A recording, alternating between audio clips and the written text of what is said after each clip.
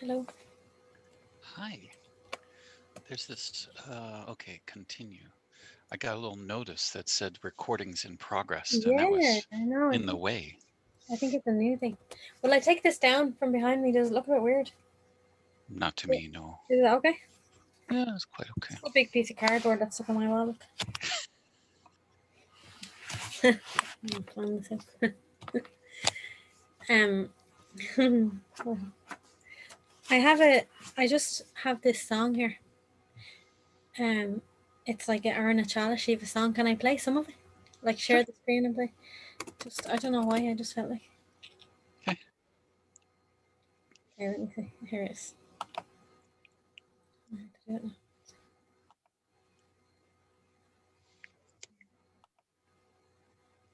It's over here on my other monitor. Oh, So I'll just look over here.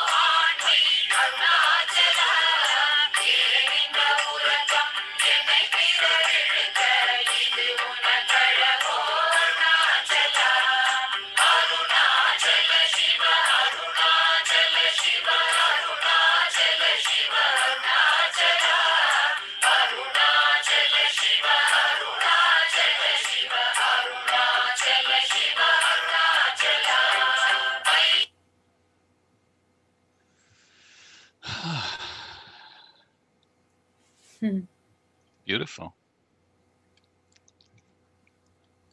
Sorry, I was trying to make you big.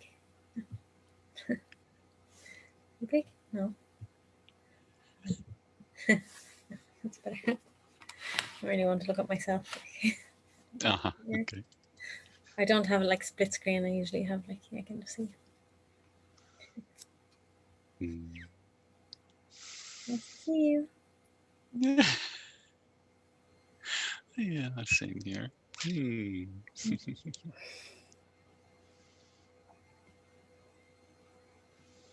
Yeah, so Sophia is in Indianapolis now.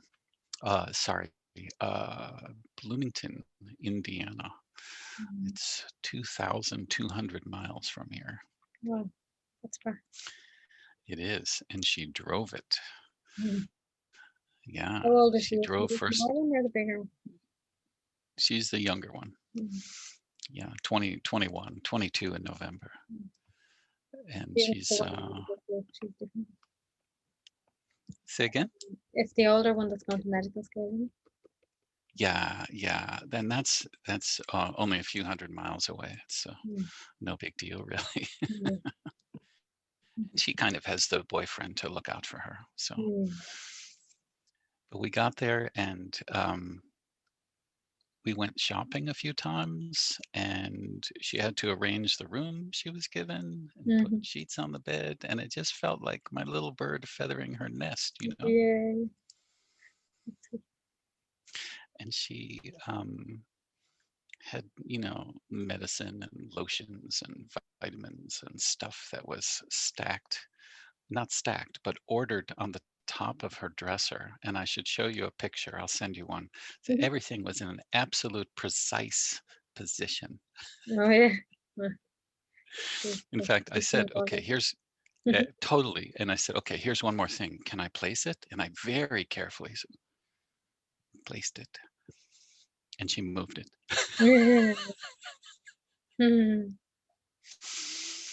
But you know, she's very competent and a really smart little one. And although she plans to come home at the end of the 3 months, we think the where she's interning, which is 3 months period during which she works temporarily at a company, um, we think that she's going to get a job offer from them, and she may not take it, but we think it's likely once they see what a smart little one she is.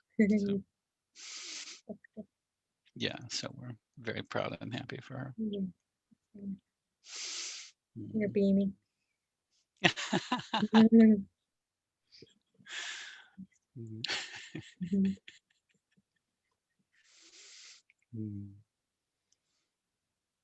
But you know, lots of thinking of Amba, and you know, just very quiet, peaceful,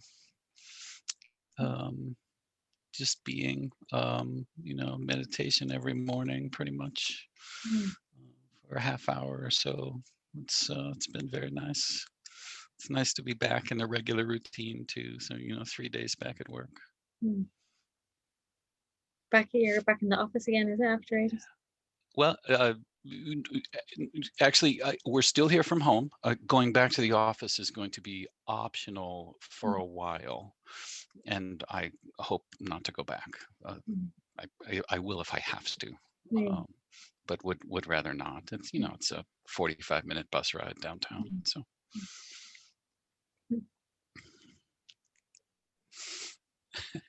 Are we on chapter 29? chapter 29 starts with some very clear just statements of the fact. It's 3 or 4 verses where absolutely nothing is real. And then later on, he comes with some direct instruction. I really like the title, Constant Meditation on the Nature of Pure Reality. Can I read the first few verses? If you please. Sometimes I talk about this book, you know, and usually what I say is it's a really big book, and it's saying the same thing over and over again. And the essence of what it's saying is that like none of this is real and nothing ever happened. Like none of this exists. You know, that's basically what it's saying, like over and over again. So. Here we go. Okay. It's nice we've been out of touch. We're getting back in touch. There is no object that is real, ever. Whatever is seemingly real is all completely illusory. When measured by reasoning and such, even that illusoriness is only the substratum. The supreme Brahman, the substratum, the illuminator of the sun and other luminaries, is the only reality. This is the natural revelation of the crest of the Rig and other Vedas, as we shall explain here. Whoever hears and understands this will attain liberation. There is not the least doubt about this. Of this world, which is an illusory superimposition on consciousness, there is nothing real or unreal. It is only the substratum, which is the not to be ignored reality, that appears as the imaginary reality of superimposition. If the imaginary reality is inquired into, it is seen to be undoubtedly of the reality of the substratum. As the natural reality of the non-dual supreme remains undestroyed, it is indeed the reality. As this world of duality has no intrinsic reality, all this is only illusory. This illusoriness, when inquired into, is indeed the supreme Brahman, which is the substratum. It is that Brahman which eternally endures, that is your own pure, true nature. I just had this kind of thought, I suppose. Like there's so many different spiritual traditions, maybe, and people who talk about spirituality and people interested in spirituality. And I sometimes I feel like I get the sense that it's like almost experienced as a, I don't know what word just comes, the word like commodity, like as a just like really ordinary, like it is an ordinary thing, but it's really not as a, like, and I feel like I can even get into that myself sometimes as well, and it maybe, different experiences all the time. But really I feel when you're really, and now this is just what I feel like saying now. It's not necessarily true, but like when you really feel like in touch with it, like when you're really discovering the reality of who you are, it's actually like so amazing. And like really, I don't know, the words aren't really right, but we really should be in awe and like wow, and so like full of gratitude for that. Because like we're just saying, like it is the most ordinary thing, and in a way it is. It is the most ordinary thing. So like when a lot of spiritual teachers are talking about it, it's very like just, yeah, like you're just open, you're not connected with thoughts, like all of the things, and it is so ordinary. But yeah, really when you're really experiencing it, it's like so um it is like ordinary, but it's not really. Like I feel like it's just like something in me doesn't want to trivialize it. That's what I'm Mhm. trying to say. I Mm. feel like we trivialize it, or at least in my world, sometimes when I'm speaking with people and all, I feel like really myself, I don't feel like I do in my heart, although it might come out like that sometimes, as if I'm trivializing it.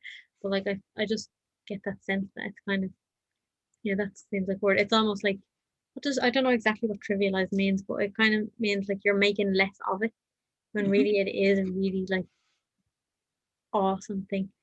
Mm. I don't know, I'm just expressing that for myself. Okay, so you just happen There's to be.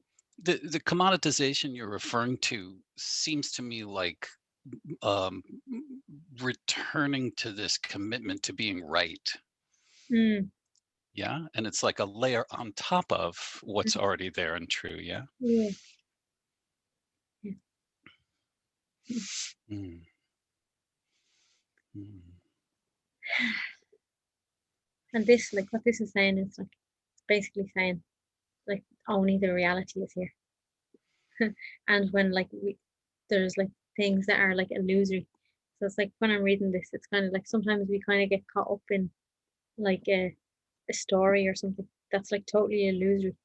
It's like I can say I do. It's like you're kind of like there's something happening and you kind of know like somewhere like you know in your being that it's not really happening and you know that it's totally illusory, but it's only like the um I guess it's only thoughts really. It's only Mm, thoughts like when we give any kind of a weight or interest in thoughts because I feel like thoughts can play in any kind of way. They can play in even in this way. You know, like all of this are thoughts. Now, these are wonderful thoughts. But like maybe like you notches down from that, it can play like so it's kind of like sounds spiritual. This is what can happen here.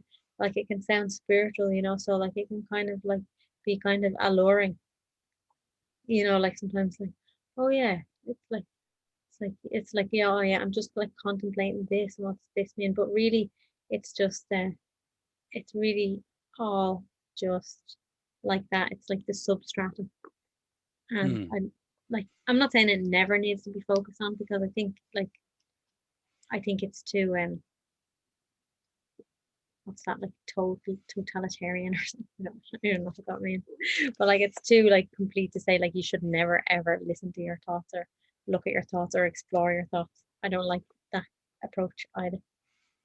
But somehow reading this, I do actually really love the, and I think you must have that.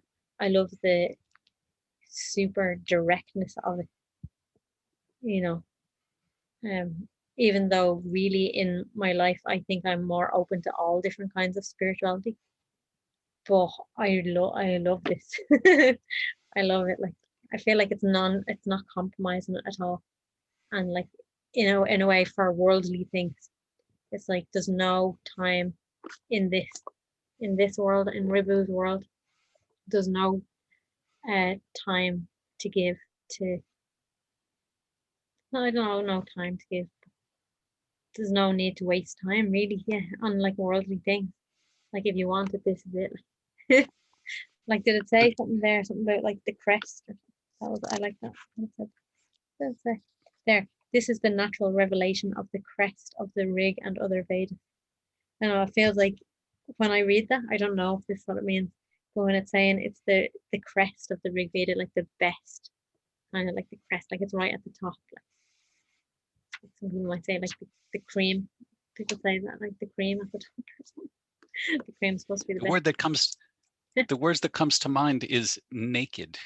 Yeah, It's naked, and yeah, not naked like in a sexual way, but yeah, naked in unclothed. Like it's yeah, not there's a little drama, and maybe the words are a little bit flowery sometimes yeah, if we enjoy yeah, getting yeah, into them, but yeah, really it's what you're saying. The crest is just yeah, here it is, completely unclothed. yeah. Just I love it. here I it love is. that we can enjoy it together. It's wonderful. Me too. And it's what's amazing to me in part is how few there are. I Yeah, mean, why aren't we in a crowd of 20 right now? yeah. Why aren't there eight, some large number other of us enjoying this together? It's We doesn't didn't kind of invite doesn't anyone make sense. for starters. Say again? I said We we didn't didn't invite invite them. anyone for starters. So what I fantasize about when I think about studying this in a group is Yeah, just printing out the verses and giving each one or two verses, and you just go around and read. yeah, And then when you get to the end of the reading, everyone sits quietly for a few minutes. It just seems like that would be magical somehow yeah. to It would hear the make people truths. okay. Yeah, right. To hear the truth spoken in so many different voices Yeah, with, yeah, real certainty. yeah. That sounds good. Can I read another few verses, or would you like to read some verses? Oh, please, no, your voice is as musical as ever. It's lovely to hear it. Whatever you like. Sorry if I talk too much. No, I just say whatever comes to me. Just I don't know. Why? Why? I don't know. Okay, I'm not sorry. That's better.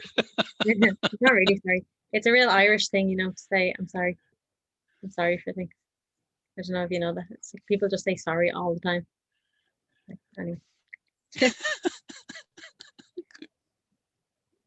When the reality of the imaginary snake is thoroughly inquired into, That reality is only the substratum of the snake form, namely the reality of the rope, and not the reality of a snake. Likewise, upon deep inquiry, the reality of the world is realized to be only the reality of Brahman, the substratum. It is only that Brahman which is ever the reality. That is your own non-dual true nature. Mm. Just as, on inquiry, there is not a trace of intrinsic reality, apart from your own reality, of the world that appeared in the imagination of your dream, so there is no intrinsic reality, apart from your own reality, for the world in your waking state, which is also an illusion. Brahman, which is the only reality without a second, is similarly your true nature. The body, the senses, the life, the confounded mind, the intellect, the ego, the thoughts, the primal ignorance about all of these, and the various seeming entities which seem differentiated, are all, on inquiry, realized to be only the one reality, which is the supreme Brahman. Only that Brahman, the one supreme reality, is ever your true nature. The elements, their different composite evolutions, the senses and the experiencer who enjoys them, the Vedas, the scriptures, and the religious treatises, the prescriptions, the proscriptions, and their ordainer, the differentiated experiences, liberation, and all such mass of differences, are all wholly false. The originalist supreme Brahman is the only reality, and that indeed is your true nature.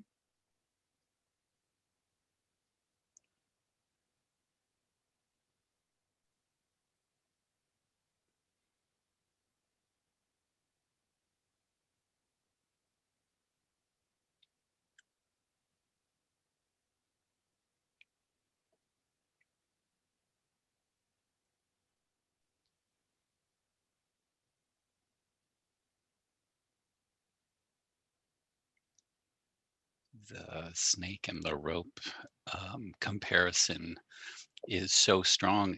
Images of Shiva, including a little porcelain statue a friend brought home from India for me once, Mm. has a cobra rearing up off Shiva's shoulder. Yeah. But then if you look closely, it's wrapped around him and Uh, not, yeah, can you tell, is it yeah. really a cobra or is the Uh-huh. rest of it a rope? Yeah. Yeah. Mhm. Mm.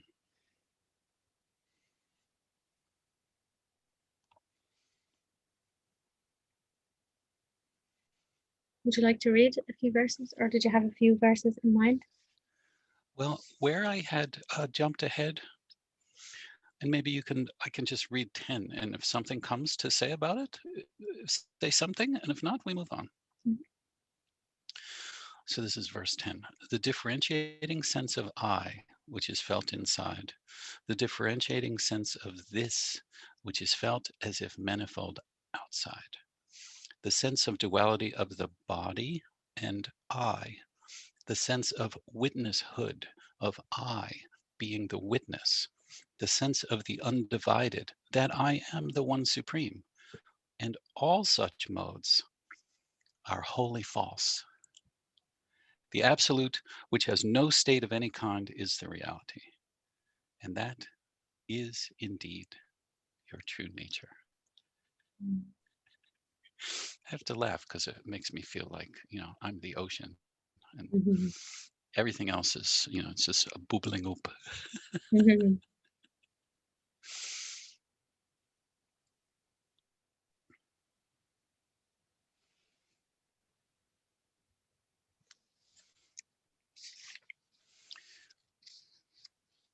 It's such a So, simple thing, that we've heard so many times, like that you don't find, people use different ones. You don't find the truth, or you don't find happiness, or you don't find joy.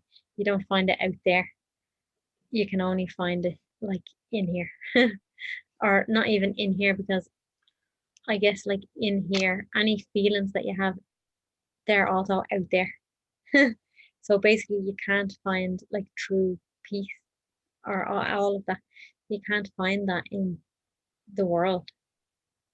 Like so what you just read there, it's basically saying everything. It basically said to me, I can't remember the words, but basically said everything, everything, everything. Like all of the whole world is like unreal, and it's I don't know if it said this time that doesn't exist, but it's all unreal. But like I've kind of been experiencing a kind of a almost like a kind of a sense of feeling like disillusioned in like the body mind or something, because it's so becoming like not becoming, but like it's just a thing that's gone on. It's just like so obvious that like everything is just the mind. So whether it's like good or bad, or like, and no matter what it is, even this, like even the words in this, like it's just everything is the mind. But I think the sense of disillusionment, it's almost like there's some part of me, and I feel like if it can happen here, it probably happens in other people as well. But like there's something was there, like almost like uh I don't know, like not really looking, but like it, I don't know, these aren't really the right words, but almost like something like wanting to find the truth or something in the world, something, but like it will never ever ever be in the world or in the experience or anything. Like, and of course, like that's not new. It's not new. It's just like the same things over and over again, the same insights or the same seeing. So I'm just saying that like to kind of as a reminder to myself. So even when all that's happening, like the disillusionment and all, like the feeling of disillusionment with the world, and there's a kind of a feeling there. Like at the same time, like I kind of know, I know that like this, but like I kind of feel like I know it as a thought. So like that gets sucked into it gets sucked into the whole world as well if it's a thought. Like, yeah. So like it's a totally different thing when you connect to it from a well, see, you're not really connecting to it, are you? You're not really connecting to it because it's not like you're connecting to it. It's just like when you um yeah, you really do like the way what we looked at in the beginning music that came up. I think it said like you have to be willing to sacrifice everything. Like, and I feel like that's it. Like, really, you have to sacrifice everything, and that it's not just like a one-time thing. It's like over and over again. Because like it's just funny. Mm.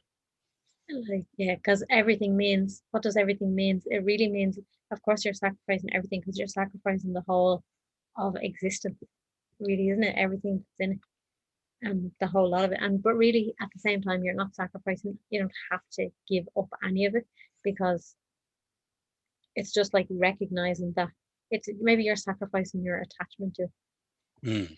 And I think that's what happens probably in humans. But like I think that's what's been happening here. It's just like that at different times, different things come up and show you where you're kind of attached.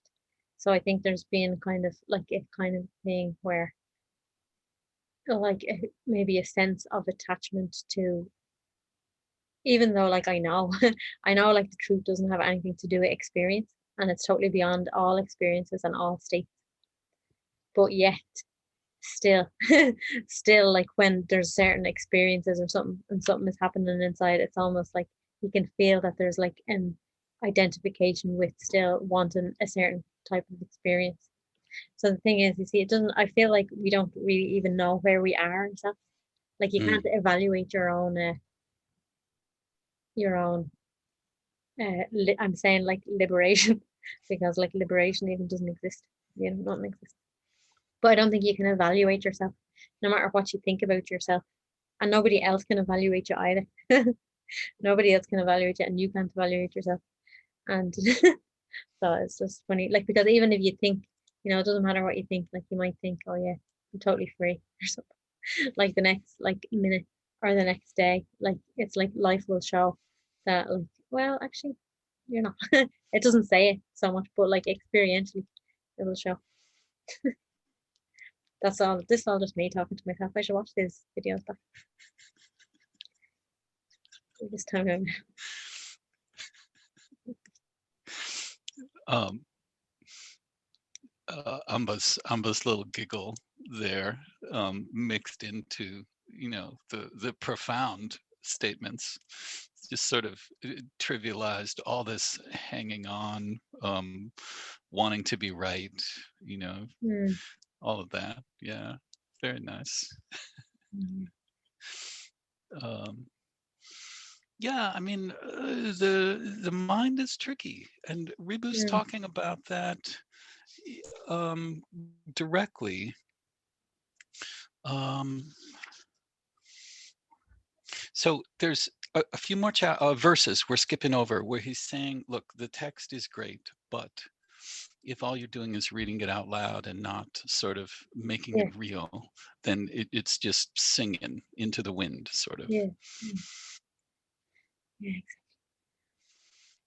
He's saying, hence, son, leaving aside all the world's words of explanation and text, and abiding unwaveringly as the absolute itself, the mass of existence, consciousness, bliss is the best course. The wavering mind will not easily let itself be controlled. To be in that very same state day in and day out, one should be in profound, constant meditation upon I am the eternal supreme Brahman.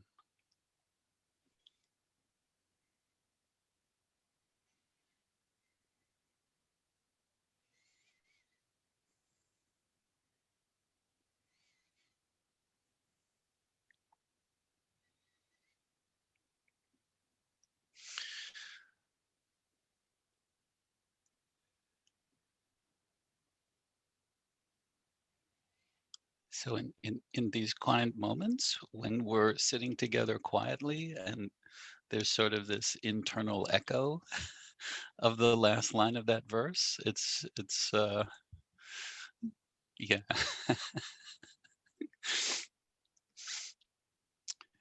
If the mind cannot be controlled for constant focusing on meditation, there should be steadfast mental inquiry until the meandering mind is totally subjugated.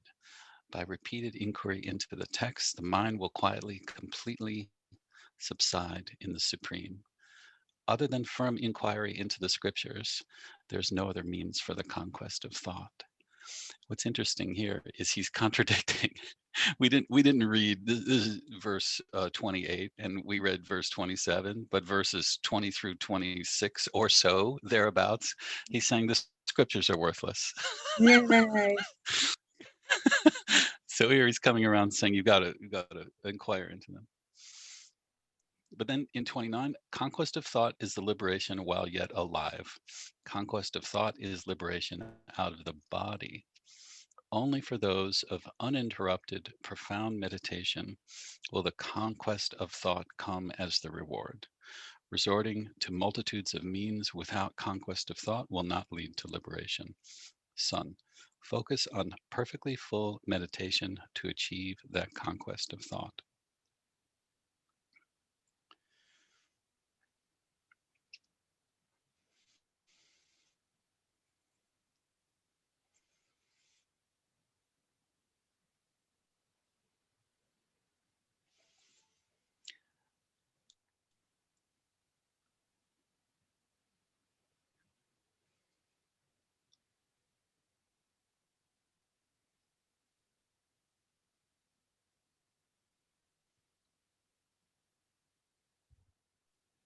feels like that, different parts of us get liberated at different times.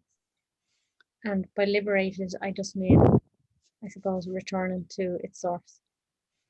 And by different parts of us, I mean kind of different thoughts or different thought patterns. Like we have all different kind of modes that we can be in, isn't it? Like different ways of thinking and different ways of being and different parts of our conditioned human self. Yeah. So I think like maybe a lot of them go like very fast sometimes, and then sometimes like some of them just maybe are more persistent, or maybe they just wait for a certain time and just come. But like, and maybe it's just different in everyone. Like some I know there are some stories in the world of people, and they say like they're totally conditioned, and then all of a sudden everything is just gone. But I think that's more rare. Like, so it's just like whenever anything arises in us, then that's just our time to, whatever you could say, inquire into it, Mm, let it return to its source.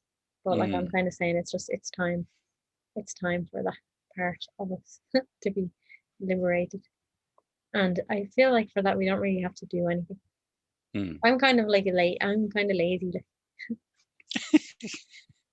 I'm kind of lazy. Like I don't.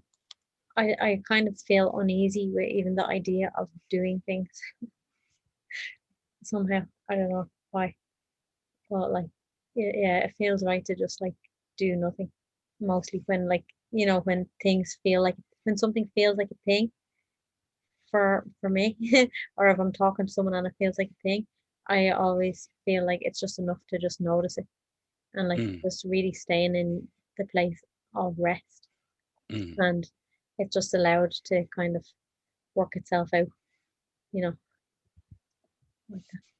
No, that's beautiful and so hard to do.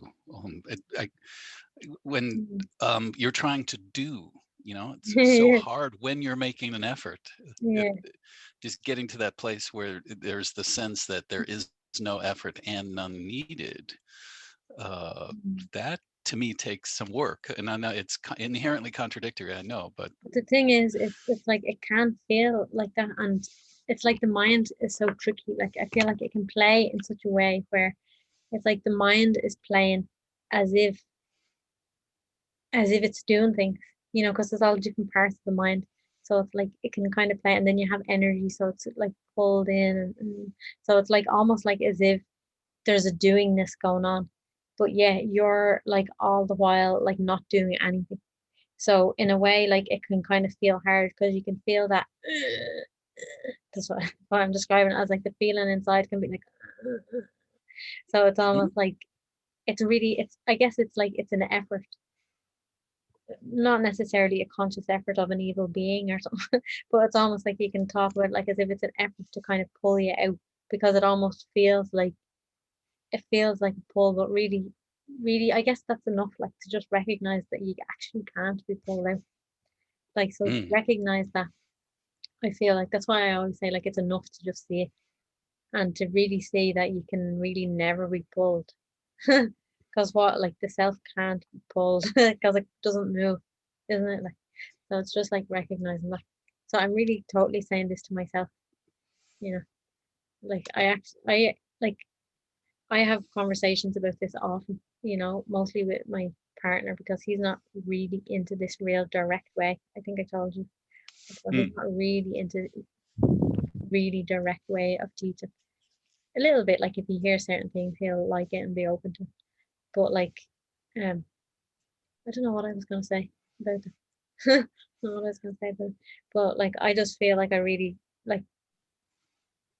I don't know what I was gonna say about it when I started. There was something about the natural conditioned sense of being pulled away from this quiet, Yeah, effortless. and I just like, yeah, to just not do anything is just like enough. I just feel like it's totally enough. Because the reason Mm, why I brought him into it is like it's an argument of the world in a way. Like that, like, oh yeah, but that's not enough. You need to, what about this? What about this? What about this? And like in a way, like you can get engaged in those kind of conversations, and you can even see value in them. But like I actually really would put, if I'd put all my money, if there's a bet, I'd put all my money on that, like this is enough, like to uh, just recognize the truth of where you are is enough in all cases. And I mm, feel like that's what my spiritual teacher and under his kind of teaching, he might not say it exactly in those words, but like that's what I hear. He might not be saying that at all, because one person says one person says one thing, and we hear our own thing really. I have to ask him to make sure. But I'm yeah, you have pretty to ask sure him to like be he's sure. saying that over and over again. Like the same thing. It's just like very direct, and it's just like you're just here. used here. That's enough. That's enough. Mhm. So I feel like I have to remind myself of that often in different ways. Like, so this conversation is Mhm. reminding ourselves, myself, Mm. the Mm. um, Yeah, I mean, just the few quiet moments we have, and they're there, even between the words. Feel like I'm sort of slipping out my own skin somehow. It's beautiful. yeah. Do you want to read any more verses? Uh, I thought we might listen to a little bit more of the music just at the end. Absolutely. Sure. Let's do that. But Let's did you do want that. to read another verse, Emma? Well, We could I was return sort to of, chapter 29 next time. yeah, let's return to chapter 29 next time and maybe start with the last 10 verses, and there we go. Yeah. So will I? Can I? Yeah, please. Okay. How do you do it? We were about halfway through, Yeah. 4 or Here, 5 minutes into 9 minutes. Yeah.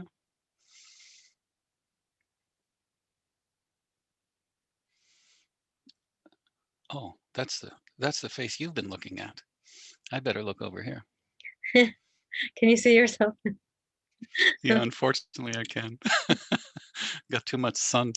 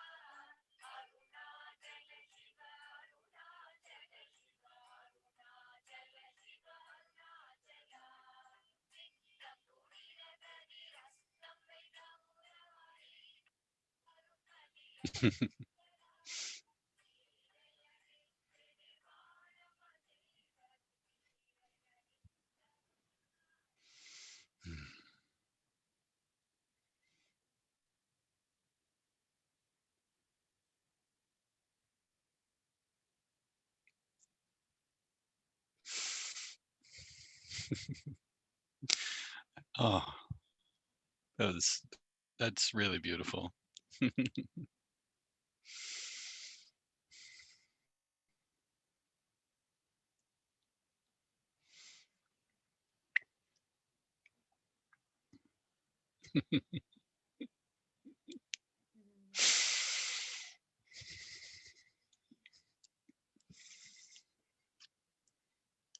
So until next time.